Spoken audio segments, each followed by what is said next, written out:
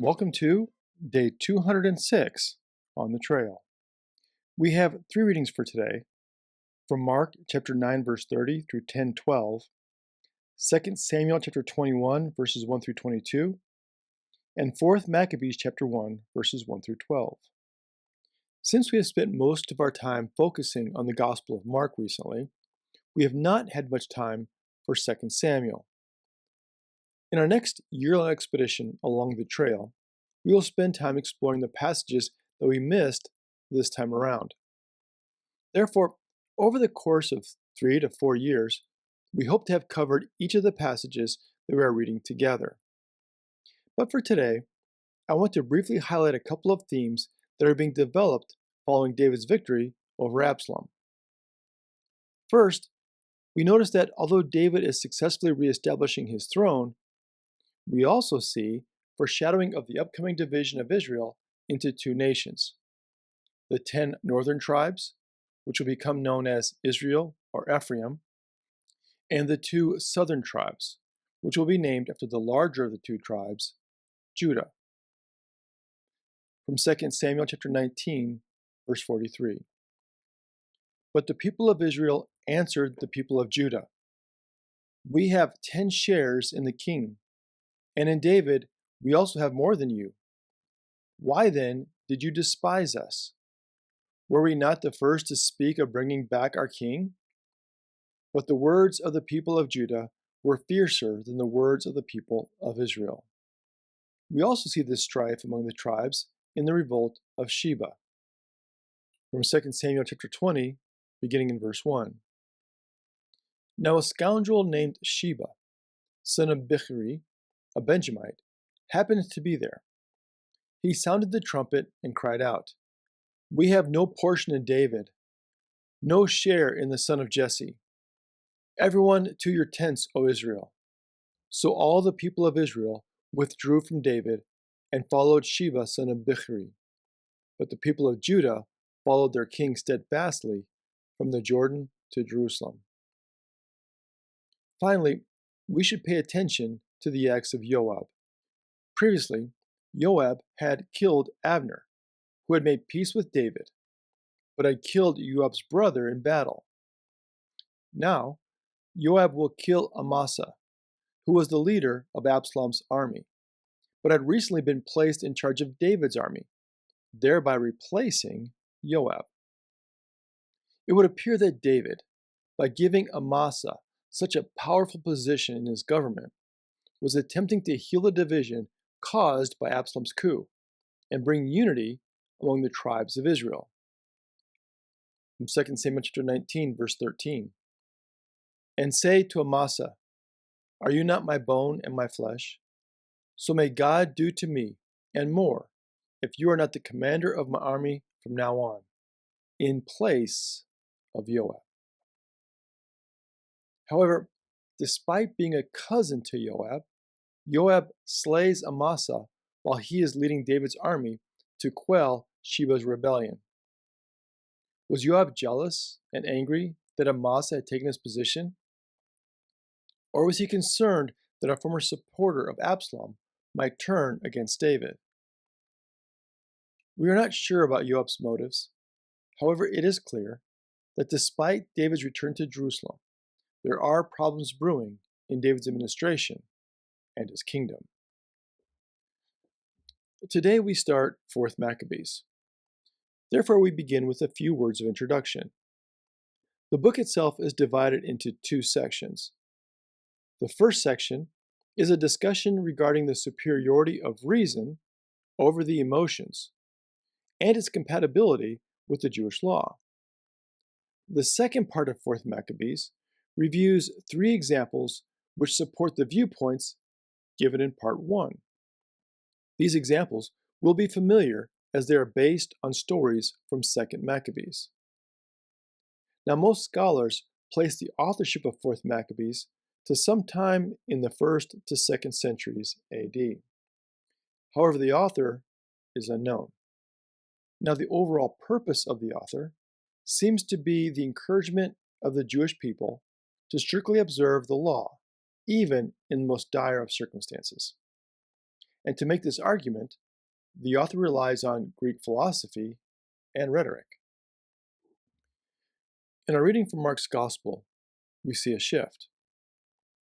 Following the events of the Transfiguration, Jesus' ministry now turns toward the end of his earthly mission. Now Jesus is traveling through Galilee on his way back to Capernaum.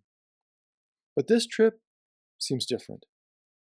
It appears that Jesus wants to spend time with his disciples to talk to them about his betrayal, suffering, and death. From Mark chapter 9, beginning in verse 30, they went on from there and passed through Galilee. He did not want anyone to know it, for he was teaching his disciples, saying to them, "The Son of Man is to be betrayed into human hands, and they will kill him. And 3 days after being killed, he will rise again." But they did not understand what he was saying and were afraid to ask him. This is the second time that Jesus has shared with them what is awaiting him in Jerusalem. And again, we learn that they do not understand and are afraid to ask Jesus about it. But I do not believe that Mark's intention here is to make the disciples seem obtuse or unable to comprehend what Jesus is saying. Instead, if they believe Jesus is the long-awaited Messiah, as Peter proclaimed in chapter 8, and as they've repeatedly seen in the power that Jesus demonstrates over both the natural and supernatural worlds, then it would be hard to comprehend how his suffering and death would connect with the kingdom that Jesus is proclaiming. Also, I believe this story, and others like it throughout the Gospels, have been included for us. There are times when we may ask similar questions, times when we wonder why Jesus, God's beloved and only Son, would suffer such a horrific death for his people, for us, or why God sent Jesus to us in the first place. How do we understand the depth of God's love? Therefore, I believe the disciples shared these stories about their lack of understanding and their struggles to tell us that we are not alone. After all, these stories are not about them. They're about the one who saved them. What happened through Jesus of Nazareth was not just a historical event, but it changed history and created a new future. Now, when they arrive in Capernaum, Jesus asks them what they were talking about as they walked along the way. Remember, they were afraid to ask Jesus about his suffering and death, which is what Jesus wanted to discuss with them in the first place. Instead, their discussion goes in quite the opposite direction. Beginning in verse 33. When they came to Capernaum, and when he was in the house, he asked them, "What were you arguing about on the way?" But they were silent, for on the way they had argued with one another who was the greatest. Instead of discussing the question that they were afraid to ask Jesus, they decided to argue over who was the greatest. And when Jesus asks them about it, they are silent. Why? Because they knew what they were discussing was wrong. They should have known better. In fact, they did know better. But the quest for power and the allure of privilege is itself powerful, even for those who walked with Jesus. So, speaking into their silence, Jesus provides an illustration for them. Verse 35.